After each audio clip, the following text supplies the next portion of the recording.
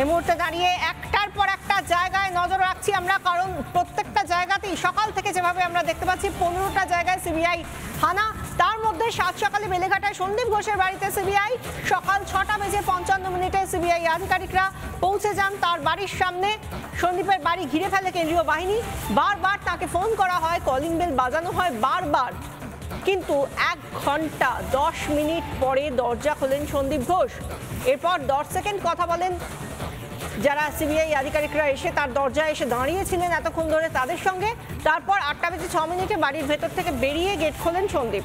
Mascot spin control ল্যাবের পরীক্ষায় এটি প্রমাণিত। কেয়াসেট আলোপেক্স পেন্টা অ্যাক্টিভ নতুন চুল গজাতে সাহায্য করে, চুল পড়া বন্ধ করে। Keyaseth Alopex penta active 10 hair fall প্রবলেমের একমাত্র সলিউশন। এই এত বড় এতটা সময় চলে গেল, 1 ঘন্টা 10 মিনিট, এবং সেই সময়টায় ভেতরে থাকা সত্ত্বেও ঘরের দরজা খুললেন না, বাড়ির দরজা একবার এসে খুললেন না সন্দীপ ঘোষ বা তার বাড়ির তরফ থেকে কেউ।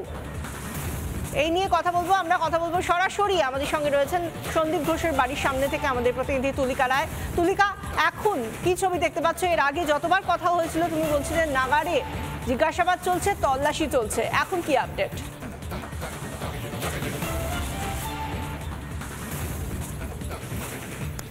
দেখো 4 ঘন্টা এই মুহূর্তে পার হয়েছে এবং 4 ঘন্টা ধরেই যারা দুর্নীতি দমন শাখার যারা অফিসাররা রয়েছেন তারা কিন্তু ভিতরেই রয়েছেন এবং এখনো পর্যন্ত তল্লাশি অভিযান চালানো হচ্ছে।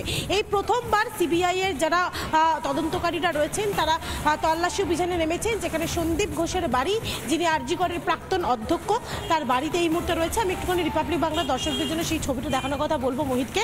তুমি দেখতে পাচ্ছ এই বাড়িতেই এখনো পর্যন্ত রয়েছেন সন্দীপ ঘোষের বাড়ি, যেখানে রয়েছেন যারা অ্যান্টি কারাপশন ব্রাঞ্চের যারা অফিসাররা রয়েছেন তারা এই মুহূর্তে রয়েছেন।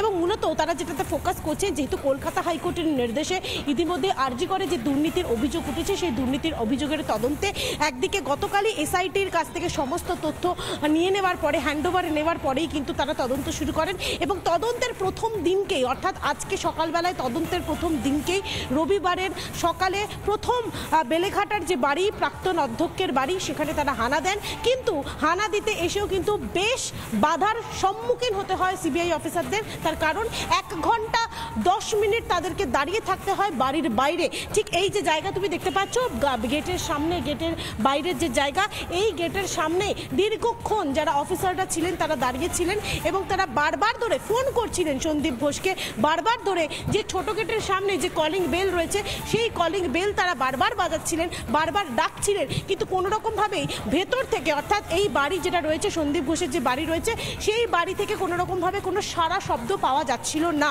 এরপর বাধ্য হয়ে 5 সদস্যের টিম তারা এখানে ছিলেন এবং বাকি 2 জন সিবিআই অফিসার তারা বেলেঘাটা থানায় যান। বেলেঘাটা থানা থেকে তারা ফেরার পরে আবারও তাকে যোগাযোগ করার চেষ্টা করা হয় এবং তারপর 6:55 থেকে 8:02 যখন হয়, সেই সময় সন্দীপ ঘোষ তিনি কিন্তু তার ঘরের দরজা খোলেন এবং কার্যত অবাক দৃষ্টিতে তিনি তাকান।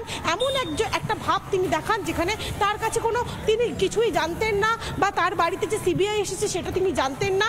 এরপর 10 সেকেন্ড তিনি সিবিআই অফিসারদের সঙ্গে কথা বলে আবারও ভিতরে প্রবেশ করেন এবং 8:06 অর্থাৎ 4 মিনিট বাদে আবারও তিনি ফিরে আসেন এবং দরজা খুলে দেন। তারপরেই সিবিআই অফিসাররা ভিতরে প্রবেশ করেন। এখানেই প্রশ্ন থাকছে যে এই 1 ঘন্টা 10 মিনিটে যখন 6:55 তার বাড়ির সামনে সিবিআই আসে, স্থানীয় যে প্রতিবেশীরা রয়েছে তারা ঘুম থেকে উঠে পড়েন, তারা রাস্তাতে চলে আসেন, তারা সামনে দাঁড়িয়ে রয়েছেন, কিন্তু যার বাড়িতে এসেছেন সেই সন্দীপ ঘোষের ঘুম ভাঙল না। এখানেই প্রশ্নচিহ্ন। তার কারণ তিনি কি তাহলে কোনো পরিকল্পনা করছিলেন বা কারোর সঙ্গে কথা বলছিলেন কিভাবে সিবিআই অফিসারদেরকে হ্যান্ডেল করতে হবে, বা কোনো তথ্য প্রমাণ লোপাট করছিলেন? এই প্রশ্নটা কিন্তু ইতিমধ্যেই থাকছে। আর রিপাবলিক বাংলা বারবার সন্দীপ ঘোষ যখন বাড়ির বাইরে বেরোন সে সময় তাকে একাধিকবার প্রশ্ন করা হয় 1 ঘন্টার ওপর কেন সিবিআই অফিসারদেরকে তিনি দাঁড় করিয়ে রেখেছেন, বা কেন তিনি দরজা খুলে দিলেন না, তিনি কি জানতেন কি করছিলেন এতক্ষণ, সেটা একটা বড় রহস্য। ধন্যবাদ তুলিকা। আমরা ছিলাম, আমাদের প্রতিনিধি তুলিকা আমাদের সঙ্গে ছিলেন এবং সেই সঙ্গে সন্দীপ ঘোষের বাড়ির বাইরের ছবিটা তিনি দেখালেন। এই মুহূর্তে দাঁড়িয়ে দেবাশিস সোম, যার বাড়ির বাইরে কেষ্টপুরে রয়েছেন, যার বাড়ির ভেতরে সিবিআই আধিকারিকরা, বাইরের ছবিটা কি জানাবেন? আমাদের সঙ্গে রয়েছেন সৈকত, আমাদের প্রতিনিধি।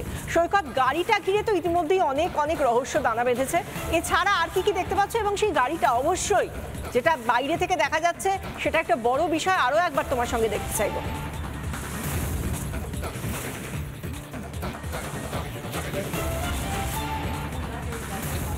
একদমই দেখো, এই দেবাশিস সোমের বাড়িতে প্রায় 4.5 ঘন্টা অতিক্রান্ত হয়ে গেল। সকাল 7:30 নাগাদ এই দেবাশিস সোমের বাড়িতে এসে পৌঁছান সিবিআই অফিসাররা। এখন ঠিক দুপুর 12টা বাজে, অর্থাৎ 4.5 ঘন্টা অতিক্রান্ত হয়ে গেছে। দেবাশিস সোমের কেষ্টপুর এলাকার এই যে বাড়ি, এই বাড়িতে কেন্দ্রীয় বাহিনী জওয়ান মোতায়েন রেখে সিবিআই আধিকারিকরা তাকে জিজ্ঞাসাবাদ করছেন। মূলত আক্তার আলীর যে কমপ্লেন এবং তার ভিত্তিতে রাজ্য সরকারের যে এসআইটি গঠন করা হয়েছিল, সেই রাজ্য সরকারের সিট যে ইনফরমেশন এবং যে ডকুমেন্টস শেয়ার করেছে, গতকালই নিজাম প্যালেসে এসে তারা সিবিআই এর কাছে সব কিছু হ্যান্ডওভার করে দিয়েছেন। সেই ইনফরমেশনের এবং ডকুমেন্টস নিয়েই কিন্তু তাকে জিজ্ঞাসাবাদ করা হচ্ছে, তাকে কনফ্রন্টেশন করা হচ্ছে। মারাত্মক বেশ কিছু অভিযোগ এদের এগেনস্টে উঠে আসছে। এই সন্দীপ ঘোষ, দেবাশিস সোম সহ একটা নেক্সাস এর উল্লেখ করেছে আক্তার আলী। এই নেক্সাস এই আরজি করের যে বিভিন্ন কাজের বরাত, সেই কাজের বরাতের যারা বরাত পেত, ভেন্ডার পেত, সেখানে 3 জনের নাম রয়েছে। তার মধ্যে একজনের বাড়িতে আজকের ইতিমধ্যেই হানা দিয়েছে বিপ্লব সিংহ, তার হাওড়ার হাটগাছার বাড়িতে। যে ছবিগুলো উঠে আসছে, যে কথাগুলো তুমি বললে বা কিছুক্ষণ আগে স্টুডিও এসে যিনি আক্তার আলী আরজি করের প্রাক্তন ডেপুটি সুপার বলছেন, সেই সমস্ত বিষয়গুলো আরও যেন সামনে আসছে একটা গাড়িকে সামনে রেখে, যে প্রতিবেদন তুমি তুলে ধরেছো। সৈকত, আমাদের সঙ্গে থাকো। সেই গাড়ি সম্পর্কে কি কি বিস্তারিত তথ্য তুলে ধরলেন আমাদের প্রতিনিধি সৈকত, একবার দেখুন।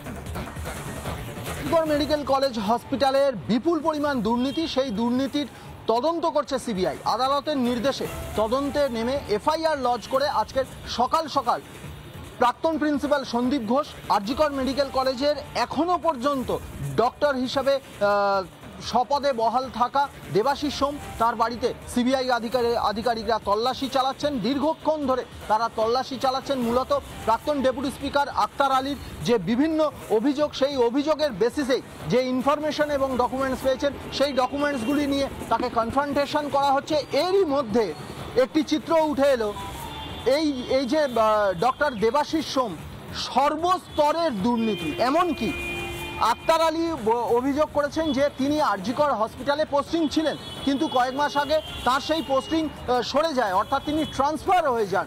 তবুও আরজি কর মেডিকেল কলেজ হসপিটালে বহাল ছিলেন। তার সম্পূর্ণ প্রুফ এখনো পর্যন্ত। এই যে গাড়িটি দেবাশিস সোমের, সেটি তার ড্রাইভার নিজে সেটা বলেছেন, এই গাড়িটি দেবাশিস সোমের। এখানে এখনো পর্যন্ত আরজি কর হসপিটালের বোর্ড দেওয়া আছে। শুধু তাই নয়, দুর্নীতি কোন পর্যায়ে গেছে, আরজি কর মেডিকেল কলেজের এই যে টেম্পোরারি কার পার্কিং, এই কার পার্কিংটি পরিষ্কার লেখা রয়েছে, ভেহিকেল নাম্বার এখানে লেখা রয়েছে আরজি কর medical college hospital car parking, vehicle number, গাড়ির নাম্বার, এবং ভ্যালিড আপ টু 24 অগস্ট 2021। এই 2021 অবধি এই কার পার্কিং যে স্টিকার, সেটি ভ্যালিড ছিল। অর্থাৎ 2021-এর পরে এই কার পার্কিং দিয়ে আর কোনো গাড়ি পার্কিং করা যাবে না আরজি কর মেডিকেল কলেজ হসপিটালের ভিতরে। কিন্তু তারপরেও এই গাড়িটি প্রতিদিন হসপিটালের ভিতরে যেত, দীর্ঘক্ষণ সেখানে পার্কিং অবস্থায় থাকতো এবং তারপরে আবার বেরিয়ে আসতো। আক্তার আলী তার যে অভিযোগ, সেই অভিযোগপত্রে বলেছেন যে অবৈধ পার্কিং ছেয়ে গেছিল আরজি কর মেডিকেল কলেজে। সেই অবৈধ পার্কিংয়ের সুবিধা নিয়েছিলেন ডক্টর দেবাশিস সোম। এই যে টেম্পোরারি কার পার্কিং বা কার পার্কিংয়ের যে স্লিপ, সেই স্লিপটি 2021 সালে ভ্যালিডিটি শেষ হয়ে গেছে। অর্থাৎ এই কার পার্কিংটি এখনো পর্যন্ত ইনভ্যালিড। সেই ইনভ্যালিড কার পার্কিং স্লিপ নিয়ে অবৈধভাবে এই গাড়িটি আরজি কর মেডিকেল কলেজে দীর্ঘক্ষণ পার্কিং করাতেন ডক্টর দেবাশিস সোম।